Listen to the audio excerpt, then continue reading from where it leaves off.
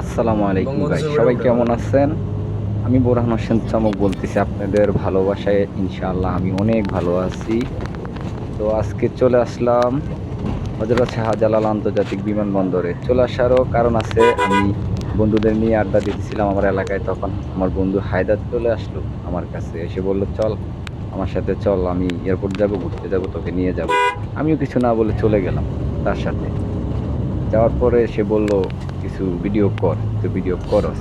তো আমি ভিডিও করা শুরু করলাম, আমরা চলে আসলাম এয়ারপোর্টে। এই যে লোকটি খারাপ হয়েছে তো এখন সামান ডাইরেক্ট গাড়ি গাড়ি চলতে পার্কিং করবে। আর এই যদি যে আমি এনগি আইয়ে তোর কি দুনিয়া ঘুরিয়ে গাড়ি পার্কিং করার জন্য যাইতেছি। এখানে কিছু ফুলও আছে বিক্রি করে, প্রিয়জন থাকলে নিতে পারেন। আমাদের প্রিয়জন নাই, তাই আমরা দিতে পারি না।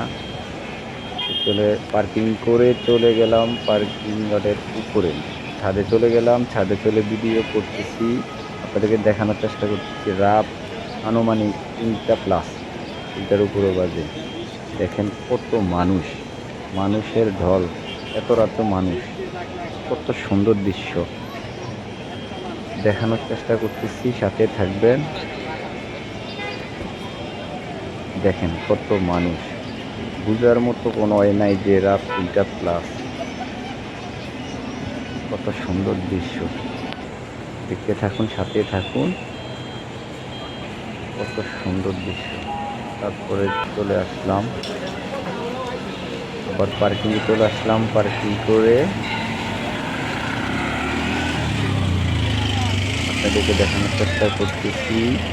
উপরে দেখেছি যেখান থেকে মানুষ বাহিরে যায়, আমাদের বাংলাদেশের ভাইয়েরা উপরে এখান থেকে বাহিরে যায়। এখানে আসলে অনেক মানুষের দল, সবার মন খারাপ, কারণ দেশ থেকে বিদেশ চলে যাইতেছে, তাই মন খারাপ। এখান থেকে নেমে আসতেছি, নেমে আসার পরে দেখানোর চেষ্টা, তখনই ফোন দিয়ে ফেলেছে যাত্রী এসে গেছে। আমি চলে আসলাম ভিতরে, যাত্রী চলে আসছে, ভিতরে চলে আসলাম। আদার যাত্রীর সাথে কথা বলতেছে, ওনাদেরকে পাওয়া যায় না, মেরে আমি ওনাদেরকে পাওয়া আমি যায়নি, একে যে আমার কথা বন্ধু নাকি বলতেছে লেগে ওনাদেরকে পাওয়া যায় না। তখন আমাকে বললো, যেহেতু আমার এলাকারই ছেলে আসতেছে, আমি চিনি। তখন আমি বললাম, তুই বস, আমি আসতেছি। তখন আমি নেমে গেলাম, খুঁজতেছি, পাই না পাই না, দেখেন পাই না, এদিক সেদিক সব অবশেষে খুঁজতেছি, পাওয়া গেছে। অবশেষে পেয়ে গেলাম। এই যে পেয়ে গেলাম, এই যে পেয়ে গেলাম তাদেরকে। সাথে তার আব্বু আম্মু, তার ওয়াইফ, তার ছোট বোন আছে। অবশেষে তাদেরকে পেয়ে গেলাম। এই যে গাড়িতে মালখানাগুলো উঠাইতেছে, মালখানা উঠাইলে আমরা ইনশাল্লাহ আমাদের বাড়ির উদ্দেশ্যে আমরা রওনা দিব। সাথে থাকবেন, ইনশাল্লাহ আরো সুন্দর সুন্দর কিছু ভিডিও আছে, আপনাদেরকে দেখাবো।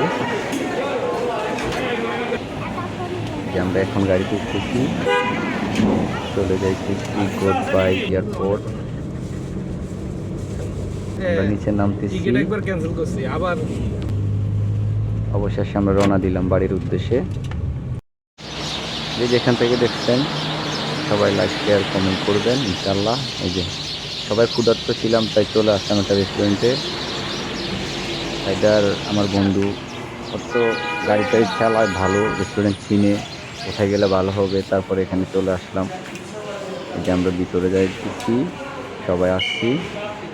এখন আমরা ফ্রেশ হব, ফ্রেশ হয়ে বসবো, অর্ডার করব। সাথেই থাকবেন, তাদেরকে দেখানোর চেষ্টা করতেছি। অনেক সুন্দর, আমার খুব ভালো লাগছে। চাইলে এখানে ছবিও তুলতে পারবেন। এই যে আমাদের অর্ডার করার পরে খাওয়া চলে আসলে আমরা খাওয়া দাওয়া করতেছি দুই বন্ধু। ঘুম নেই চোখে আমাদের, খুবই ভালো লাগছে।